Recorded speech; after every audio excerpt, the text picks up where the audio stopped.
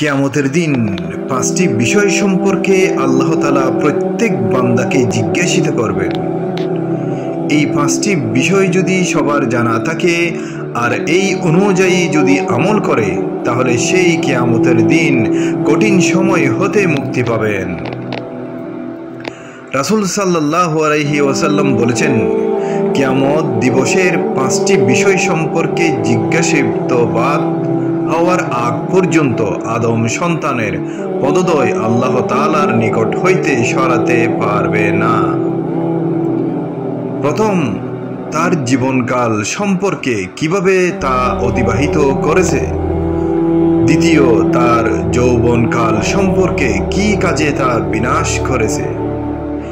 তৃতীয়, তার ধন সম্পদ সম্পর্কে কোথায় হতে তা উপার্জন করেছে। চতুর্থ, তার কি কি খাতে খরচ করেছে।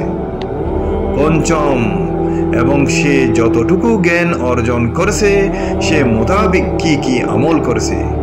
এই পাঁচটি বিষয়ের উত্তর না দেওয়া পর্যন্ত আদম সন্তানের পদদ্বয় আল্লাহর সামনে থেকে এক বিন্দুও সরাতে পারবে না।